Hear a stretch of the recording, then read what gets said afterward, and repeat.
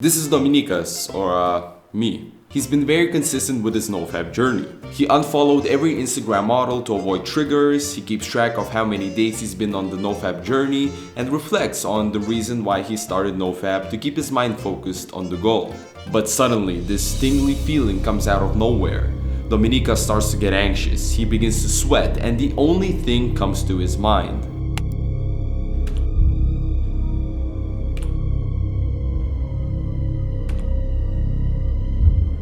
Pause.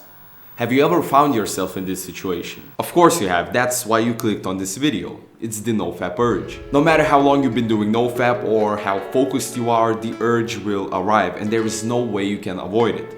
But you can prepare for it and deal with it. This is how.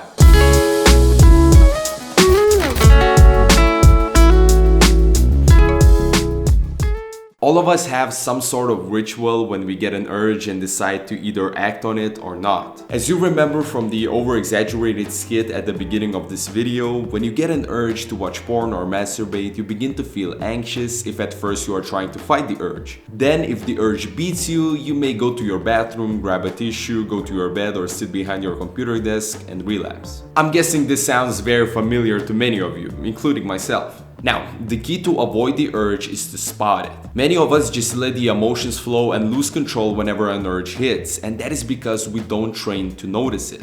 Here's what you do. Right now, think about the last time you relapsed.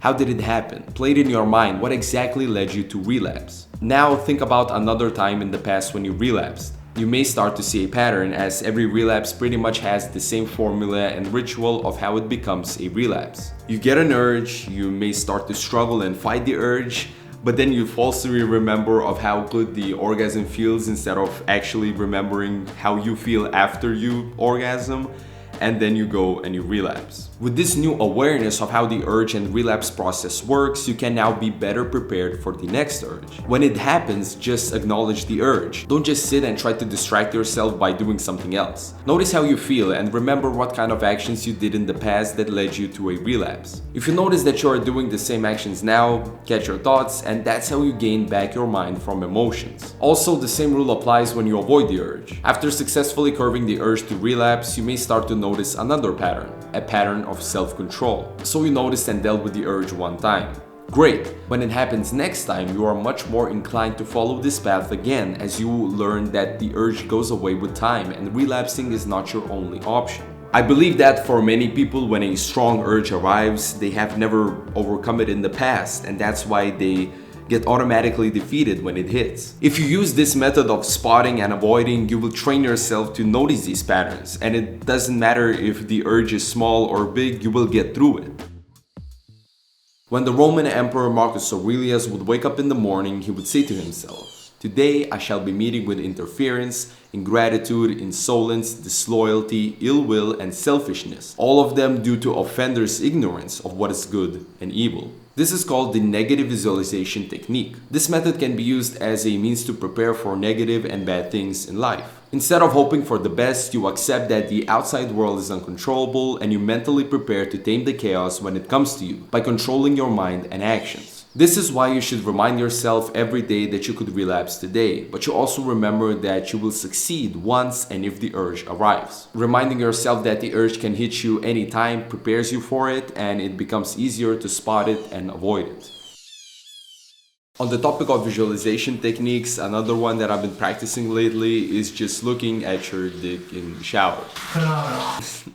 Okay, I know this sounds funny, but with this visualization method, what you aim to do is to just remind yourself that your dick doesn't control what you do and your actions and your mind control what you do. Although you shouldn't be doing this visualization in public, when you are alone, just take a few seconds to realize that your dick is just a small part of your body compared to the rest of your body, and especially your head. These things are in control and not your dick. Now, this visualization technique didn't come from Marcus Aurelius or any other philosophers, but I discovered it one day in the shower, and I believe that any type of reminding technique can add many benefits to your NoFap journey. Methods like tracking your NoFap calendar, the mentioned negative and dick visualization. Not sure if that should be its official name, but you guys get the idea. These methods will create more meaning and longevity to your NoFap journey, and I recommend to implement at least one of these techniques.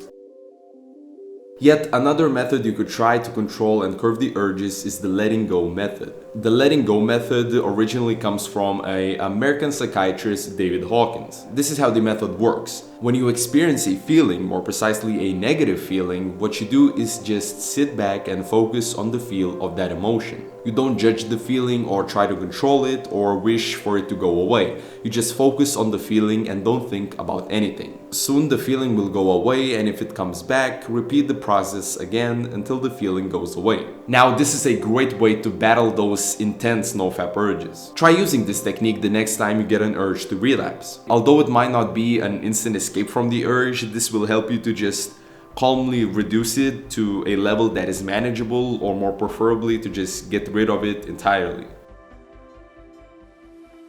In many of my NoFap videos, I mentioned that discovering your true reason behind doing NoFap is the most important thing you should focus on. And that is true. This is the most important thing that will transfer your NoFap journey from a challenge into a lifestyle. Without seeing the goal or what this journey might bring to you, you will constantly keep relapsing and never reap the long-term benefits of NoFap. When I first started this NoFap journey 2 years ago, my reason was to fix my porn-induced erectile dysfunction, and that is a strong reason to go with. As you can see, even though I relapsed many times, I am still on the NoFap journey and I'm not giving up. That initial why keeps me going, as I never want to go back to the person I was before. Of course, nowadays and for some time, my goal has changed. Now my goal is to just get to 90 days of NoFap, and it's not more about the number as what it would mean to me. I want to be somebody who has value in the NoFap community and also the credibility. It's not fun to give advice when you've been relapsing every 2 weeks, let's say, and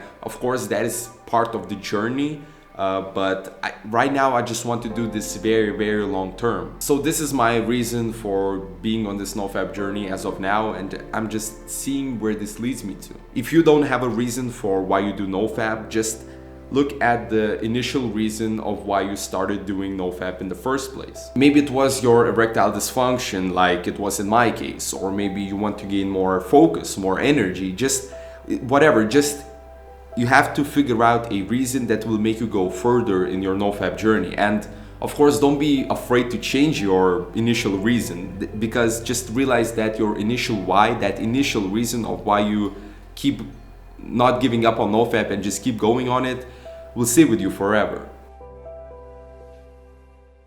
So what is your reason for doing NoFap? Share it with the rest of us in the comments down below. And also, if you enjoyed this video and found it informative and helpful, I would really appreciate if you could leave a like on this video, as that helps me to get discovered by other men who struggle with NoFap, and just build our self-improvement community here on YouTube. Also, don't forget to subscribe for weekly self-improvement content, and don't forget to follow me on Instagram.